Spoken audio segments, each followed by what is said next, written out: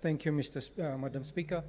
I also stand to support the statement, but I'm a little taken aback by the comments of most of the senators who have very strongly come against the CS. And I believe the intention of the Ministry of Sports was to audit FKF in terms of the fundings they've been receiving. And I fail to understand why probably the individuals who are at FKF are against the audit. And instead of asking for the resignation of the CS, maybe we should have gone to the extent of advising the CS that she can tackle FKF based on the rules and regulations of FIFA, so that we don't, as a country, fall foul to the operations with FIFA. But what we've seen is that FKF since the formation of FKF and the members that have been there, they've been given much free hand in trying to improve the situation of football. But we've seen that the national team is still not performing very well.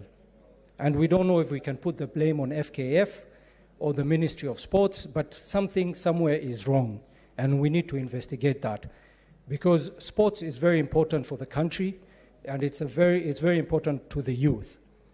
What happens is that if individuals or members stay too long in an organization, then they feel entrenched and they feel like they own the institution of FKF. If we look back at the history of FIFA, we see that the former president of FIFA, Sepp Blatter, who had stayed for too long at FIFA to the point that he felt like he ran it like his own organization. But towards the end, when proper investigations were done in FIFA, I think, I stand to be corrected, but as far as I can remember, Sepp Blatter left a very dishonorable gentleman from FIFA organization. So it is important that organizations like FKF are audited. It is important that the Ministry of Sports questions the operations of FKF and questions the failure of FKF in improving football in the Republic of Kenya. And we are waiting for the day Harambee Stars will perform to make this country very proud in Africa and the world very soon. Thank you very much. Thank you, Senator. Finally, Senator Sakaja Johnson, other.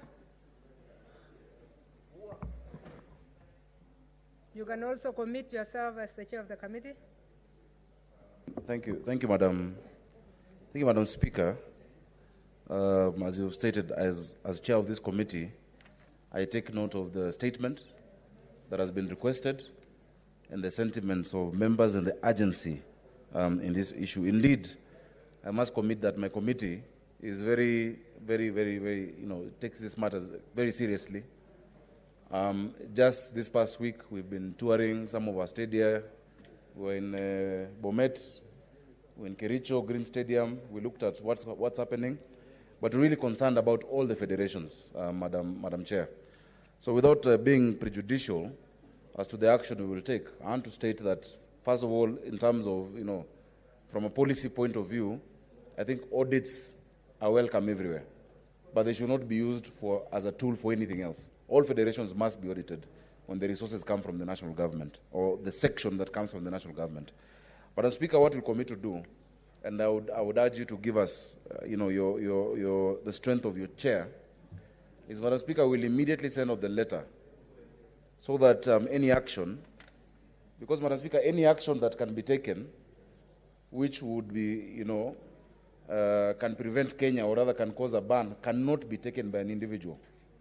That action cannot be taken by a cabinet secretary or by a permanent or a principal secretary. So we're asking that before, and without preempting any actions by the cabinet secretary, before we sit down with this CS, and we're going to invite the CS urgently for Thursday, to come to the committee. I know they'll last for 7 days, but with your direction, they can come on Thursday, that between now and then, they need to put brakes on whatever action they want to take. We'll be very objective. We have the law. We know what the Sports Act says. We know all the soccer regulations in FIFA. I understand them very well. But as Speaker, you know I've been the patron of the FC Leopards for many years. Even there we have challenges. But despite that, I think my committee is competent enough to handle this matter as soon as possible. And just to inform senators that in addition to this matter, we actually had planned, and Senator Aaron Cheriot knows because he has one of the bills we're discussing, an entire retreat with all the key federations, soccer, rugby, volleyball, basketball, athletics, to look at the wide range of issues that they're going through. So, Madam Speaker, we'll send out the letter immediately and ask for the audience of the Cabinet Secretary, the Sports Registrar, the Principal Secretary, and we hope that you can help us secure that because it's an urgent matter. If we wait for a week or two, some action that is potentially, and we're not imputing improper motive on anyone, but action that could potentially make our entire country miss out on being part of FIFA can be taken.